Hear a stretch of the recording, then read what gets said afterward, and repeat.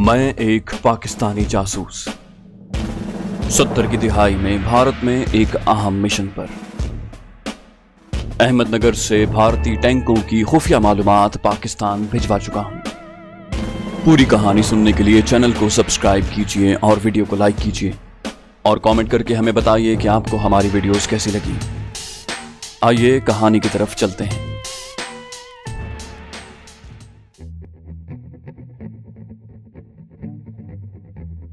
अगले रोज सुबह 11 बजे मेरे फोन की घंटी बजी। मैं हैरान था कि मुझे फोन करने वाला कौन हो सकता है। मैंने फोन उठाया तो आशा थी। उसकी आवाज से मालूम होता था कि अभी तक उसका नशा नहीं उतरा। रस्मी कलमात के तबादले के बाद उसने कहा कि मैं तुमसे मिलने तुम्हारे होटल आ रही हूँ और लंच तुम्हारे साथ ही करूंगी। मैंने उसे लॉबी में मिलने का कहा और तैयार होकर लॉबी में आ बैठा। थोड़ी ही देर में वो पहुंच गई और हम कॉफी शॉप के एक कोने में जाकर बैठ गए। मैंने उसे पूछा कि रात भी तुम्हारा शौहर हमारे नाचने पर नाराज दिखाई देता था और अब तुम यहाँ अकेली आ गई हो। वो हंसने लगी और बोली, जेचंद की नाराजगी और गुस्सा शराब का नशा उतरते ही गायब हो जाता है। He is not a man. उसने कहा वो अब अच्छी तरह महसूस करता है कि मेरे साथ उसका निभाह सिर्फ इसी सूरत में मुमकिन है अगर he keeps his eyes and years shut. ऊंची सोसाइटी की जवान बीवी और बूढ़े शौहर की इज़्दवाजी जिंदगी को आशा ने अंग्रेजी के साथ लफ्जों में बयान कर दिया था। हम दोनों एक टेबल पर बैठे अपने अपने मंसूबों और ख्वाहिशात की तकमील के मुताल्लिक सोचने लगे। गुफ्तगू का आगाज करने के लिए मैंने उससे पूछा,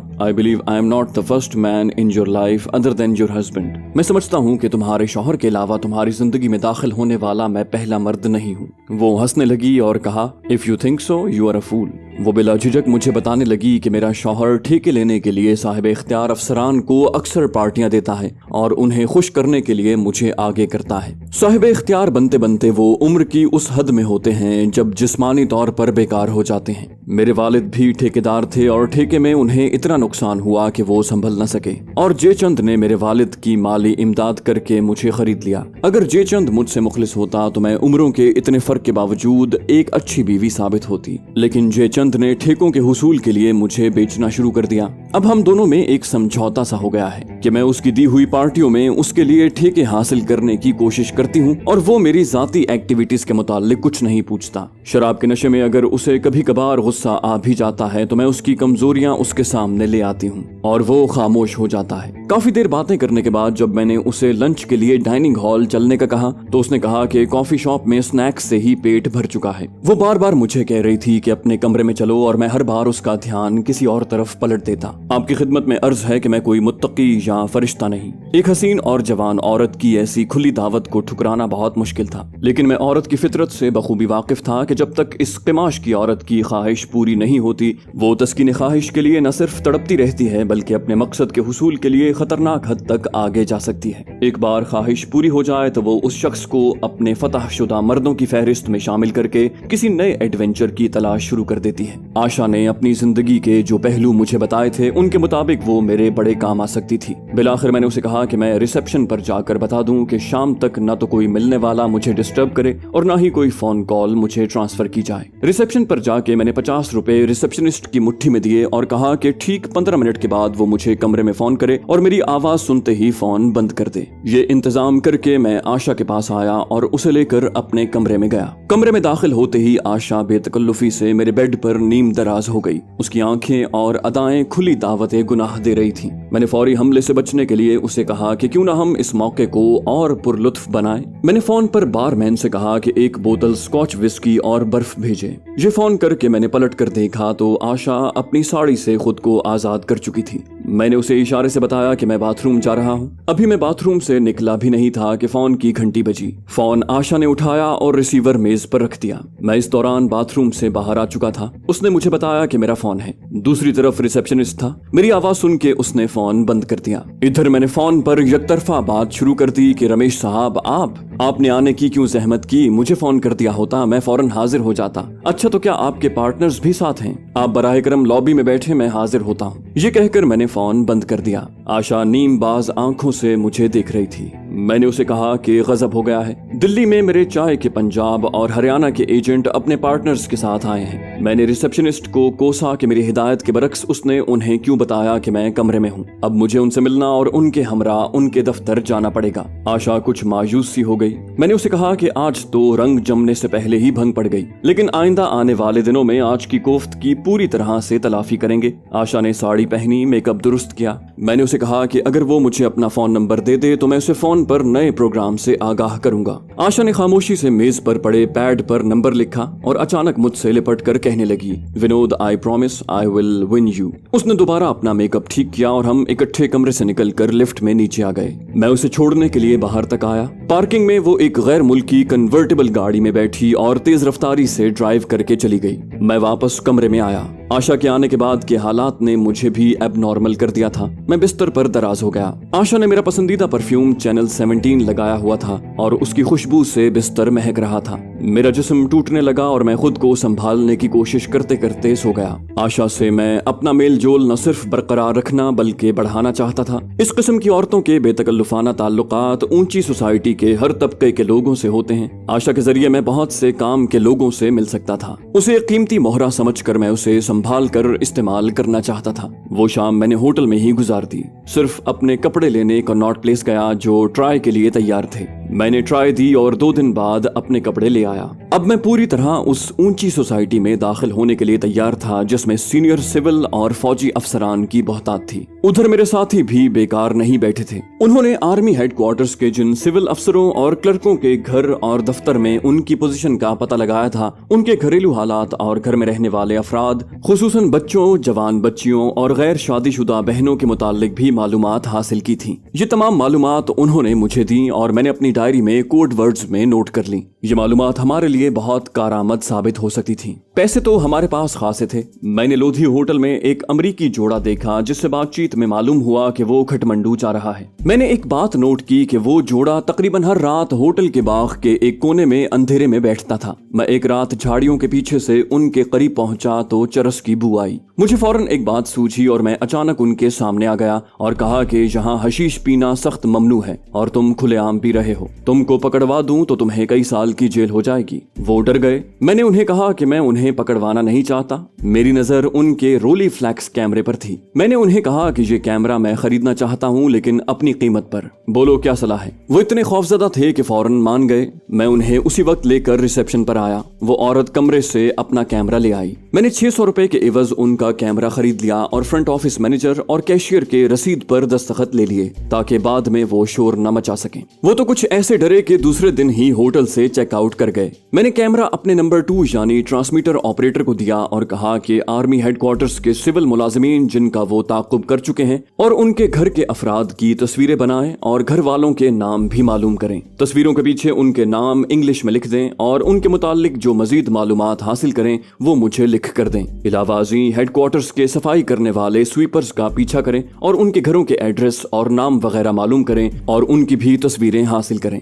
بھارت میں شودر یعنی ہریجن یا دلت صفائی کا کام ہزاروں برس سے کرتے آئے ہیں۔ آزادی کے بعد ان کا خیال تھا کہ شاید اب ذات پات کی تمیز ختم ہو جائے گی، لیکن ہوا اس کے الٹ۔ انگریزوں کے راج میں تو اونچی ذات کے ہندو ان نیچ ذات والوں پر اتنا ظلم نہیں کر سکتے تھے، لیکن آزادی ملنے کے بعد تو انہیں ہر طرح کی آزادی مل گئی۔ شودر کو ہریجن کا نام تو دے دیا گیا، لیکن ہر گاؤں میں گاؤں سے باہر انہیں رہنے کی جگہ دی گئی اور ان کو اپنی بستی پر ایک سرخ جھنڈا لازماً لہرانے کا حکم ملا۔ ان کے کنویں اور مندر تک الگ ہیں اور کوئی ہریجن اونچی ذات کے ہندوؤں کے کنووں سے نہ پانی لے سکتا ہے اور نہ ہی ان کے مندروں میں جا سکتا ہے۔ اس صورتحال کو ہریجن زیادہ عرصہ برداشت نہ کر سکے اور ہریجن مرد ڈاکوؤں کے علاوہ پھولن دیوی جیسی درجنوں ڈاکوؤں کی ٹولیاں بنی جنہوں نے اونچی ذات کے ہندوؤں سے اپنی ذلت کا خوب بدلہ لیا۔ ہندو اب ہریجنوں پر بہت کم اعتبار کرتے ہیں۔ صفائی کرنے والے ان دلتوں کے علاوہ عیسائی ہیں۔ بھارتی افواج میں بھی صفائی کے لیے عیسائی رکھے جاتے ہیں اور میرے پلان کے مطابق مجھے انہی صفائی کرنے والوں سے بہت کام لینا تھا، اس لیے میں ان کے मुताल्लिक तमाम मुमकिन मालूमात हासिल करना चाहता था।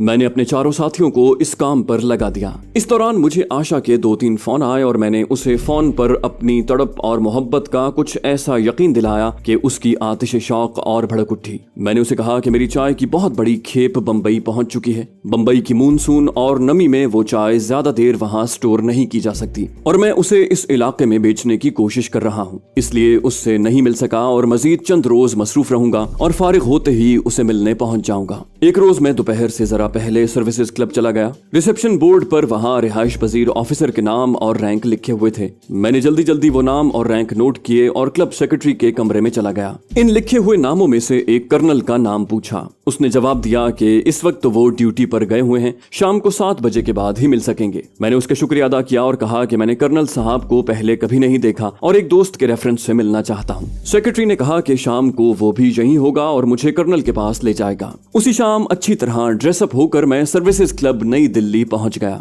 सेक्रेटरी अपने दफ्तर में मौजूद नहीं था। मैं क्लब के लॉन में टहलने लग गया। क्लब में मेंबरों की आमद शुरू हो चुकी थी। टहलने के दौरान मैं उन पर भी नजर रख रहा था। सिविल ड्रेस और यूनिफॉर्म में कुछ जवान ऑफिसर्स लॉन में एक अलग ग्रुप बनाए खड़े थे, जबकि उनसे कुछ फासले पर उथेड़ उमर टॉप ब्रास का अपना अलग ग्रुप था। मैंने देखा कि उनसे बिल्कुल अलहदा लॉन के दूसरे कोने के करीब एक बड़ी बड़ी मूंछों वाला उथेड़ उमर शख्स एक कुर्सी पर बैठा है। सामने मेज पर आला गैर मुल्की विस्की और बर्फ का बोल और मेज की दूसरी जानिब एक खाली कुर्सी पड़ी है। महज तजस्सुस की वजह से मैं टहलता टहलता उस तरफ गया। वो शराब की हौले हौले चुस्कियां ले रहा था। उसके जरा फासले पर एक शख्स जो सूरत से बैटमैन लगता था मुअद्दब तरीके से खड़ा था। मैं उससे कुछ फासले पर ही खड़ा हो गया और इधर उधर उचटती निगाहों से देखने लगा। कभी कभी उसकी तरफ भी धीमे से मुस्कुराते हुए देखता और कभी अपनी घड़ी पर वक्त देखता। मैं जाहिर कर रहा था कि जैसे मुझे किसी का इंतजार हो। उसका अंदाज देखकर मुझे जनरल गुल हसन रिटायर्ड याद आ गए, जो दौरान सर्विस भी रावलपिंडी में हमेशा फ्लैशमैन्स होटल में रहते थे और सरे शाम ही लॉन में अपनी महफिल सजाते थे। कराची में रिटायर्ड ब्रिगेडियर नसीरुद्दीन हुमायूं, जो केडीए के साबिक चेयरमैन थे, कराची जिम खाने में सबसे अलग थलग इसी तरह शाम गुजारते थे। यहाँ एक बात शायद आपकी दिलचस्पी का बायस हो कि जनरल गुल हसन ने ही सदर जनरल याह्या खान की कनपटी पर रिवॉल्वर रखकर इस्तीफा लिया था और भुट्टो साहब को अफगानिस्तान से बुलाकर चीफ मार्शल लॉ एडमिनिस्ट्रेटर और सदर बनाया था और सिर्फ 6 हफ्ते फौज का सरबराह रहने के बाद भुट्टो से इख्तिलाफ की वजह से उन्हें इस ओहदे से हटा दिया गया। ये दोनों हजरात अजली मुजर्रद थे और उन्होंने कभी शादी नहीं की। मैं सोचने लगा कि शायद ये मूंछों वाला भी मुजर्रद जिंदगी गुजार रहा हो और मेरा ये महज कयास 100% दुरुस्त निकला। चंद ही मिनट गुजरे होंगे कि उसने मुझे मुखातिब किया और अपने पास आने का कहा। उसकी आवाज के रोब और दबदबे से मैंने अंदाजा लगाया कि वो ब्रिगेडियर से कम रैंक का नहीं है। मैं उसके करीब गया तो उसने कहा, are you waiting for someone? Are you from armed forces? मैंने उसे कहा कि जनाब, आपने आधा दुरुस्त कहा है, मैं एक साहब का इंतजार कर रहा हूँ, लेकिन मैं सिविलियन हूँ। वो सरतपैर एक फौजी था। उसने मेरे सरापे का जायजा लेते हुए व्हाट अ शेम कहा कि तुम जैसा इंसान फौज में ना हो। अगर तुम चाहो तो तुम मेरे साथ बैठ सकते हो और मैं खाली कुर्सी पर बैठ गया। मैंने अपना तारुफ करवाया तो उसने कहा कि मैं फौज में कर्नल हूँ और जनरल हेडक्वार्टर्स में काम करता हूँ। मैंने उसे कहा कि आपने एक बात नहीं बताई कि आप गैर शादीशुदा हैं। वो चंद सेकंड मुझे घूरता रहा और पूछा, ये तुम कैसे जानते हो? मैंने जवाब दिया, sir this is observation and face reading. मैंने उसके चेहरे को बगौर देखते हुए अपनी बात जारी रखी। आपका चेहरा बता रहा है कि आप इंतहाई कुव्वत इरादी और फैसला कुन शख्सियत के मालिक हैं। आपने सिर्फ एक बार मोहब्बत की और उसमें नाकामी के बाद आपने फौज और डिसिप्लिन से शादी कर ली। शाम का वक्त जो आपके माजी की तल्ख यादों को ताजा कर देता है, आप शराब में डूब कर गुजारते हैं। कर्नल हक्का बक्का चंद लम्हे मुझे तकता रहा। मुझे ऐसे महसूस हुआ जैसे कर्नल बड़ी मुश्किल से अपने आंसुओं को जब्त कर रहा है। वो कुर्सी पर संभल कर बैठ गया, एक पैग बनाकर मेरे सामने रखा, पूछा सोडा या पानी? मैंने जवाबन ऑन द रॉक्स कहा। उसने मेरे सामने बर्फ के चंद टुकड़े डाल दिए। कर्नल ने मेरी की हुई बात का तो कोई जवाब न दिया, लेकिन ये कहा कि मुझे तुमसे मिलकर मुसर्रत हुई है और जब भी जी चाहे शाम को मेरे पास आ जाया करो। In a very limited circle of my friends you are an addition. Colonel ने कुछ देर अपने बैटमैन को बुलाने के लिए सर पीछे किया तो मैंने अपना ग्लास लॉन की घास पर उंडेल दिया और थोड़ी देर के बाद माजरत चाहते हुए उसके पास से उठाया। इस कर्नल का नाम शंकर था। बाद में आपको मालूम होगा कि इस कर्नल की वजह से मुझे कितनी कामयाबी मिली। मैं क्लब के सेक्रेटरी के दफ्तर में गया।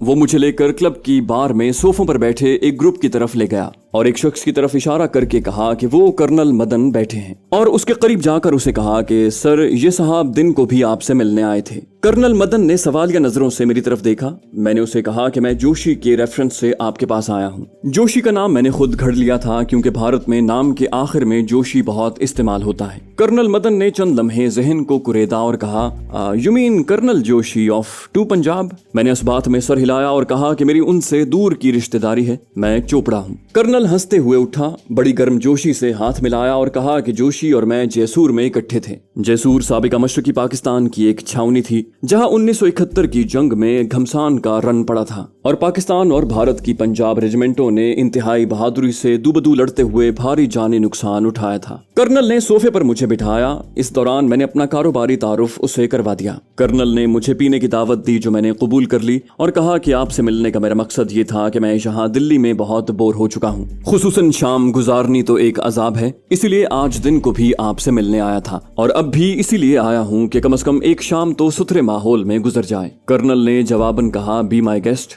मैं यहाँ क्लब में ही रहता हूँ और क्लब सेक्रेटरी को अभी बुला के कह देता हूँ कि तुम जब भी क्लब में आना चाहो तुम्हें मेरे मेहमान की सूरत में ट्रीट करे। उसके साथ ही सरगोशी में मुझे कहा कि जब अकेले आओ तो अपना बिल जरूर अदा कर दिया करना। मैंने कहा, I will sir and thanks for your hospitality. Colonel ने अपने साथियों से मेरा तारुफ करवाया। उनकी गुफ्तगू का सिलसिला जो मेरी आमद से टूट गया था फिर शुरू हो गया और मैं बढ़ चढ़ कर उसमें हिस्सा लेने लगा। मैं चाहता था कि ज्यादा से ज्यादा अफसरान से रूशनासी और बेतकल्लुफी हो जाए और मैं थोड़ी ही देर में उनमें घुल मिल गया। क्लब में ऑफिसर्स इवनिंग जैकेट्स में या इवनिंग सूट में आ रहे थे। वहां पर फौजी अफसरान की पहचान बहुत आसान होती है। ऑफिसर चाहे किसी भी रैंक का हो, बार के दरवाजे से दाखिल होते ही अटेंशन होता है, बिल्कुल इसी तरह जैसे बगैर टोपी के सैल्यूट किया जाता है। जो इक्का दुक्का सिविलियन आ रहे थे वो सीधे दाखिल हो जाते थे। इस दौरान क्लब की इमारत के अंदर से ज्यादा बाहर लॉन में रौनक थी। लॉन में दर्जनों टेबल और कुर्सियां रख दी गई थीं और नौजवान ऑफिसर और चंद जोड़े वहां बैठे हुए थे। कर्नल मदन ने करीब 1 घंटे बाद कार्ड रूम में मुझे हमरा चलने की दावत दी। मैंने इंतहाई माजरत करते हुए कहा कि मुझे ताश के खेल खुसूसन ब्रिज खेलना नहीं आता। कर्नल के हमरा उसके 2-3 साथी भी उठ खड़े हुए। ये सब मेजर या कर्नल थे। जो बाकी बैठे रहे मैंने थोड़ी देर बाद उनसे इजाजत ली और लॉन में चला आया। ट्रेनिंग के दौरान मुझे बताया गया था कि कैप्टन और नए मेजर तक के अफसरान बहुत मोहतात होते हैं, जबकि हाई ब्रास यानी मेजर से ऊपर के अफसरान ज्यादा एहतियात नहीं करते। अगर इन हाई ब्रास से मेल जोल हो जाए तो फिर नौजवान अफसर भी सीनियर्स के साथ मिलने जुलने वालों पर शक नहीं करते। मैं कुछ देर लॉन में एक कोने से दूसरे कोने तक ग्लास हाथ में पकड़े टहलता रहा और फिर अपने होटल वापस चला आया। तो दोस्तों ये थी हमारी आज की एपिसोड। उम्मीद करते हैं आपको हमारी कहानी पसंद आई होगी। जाने से पहले इस वीडियो को लाइक कीजिए और शेयर करना मत भूलिए। कमेंट करके हमें बताइए कि आपको हमारी वीडियो कैसी लगी और अगर अभी तक आपने इस चैनल को सब्सक्राइब नहीं किया तो इसे सब्सक्राइब कीजिए और बेल आइकन दबाकर ऑल नोटिफिकेशंस ऑन कर लीजिए।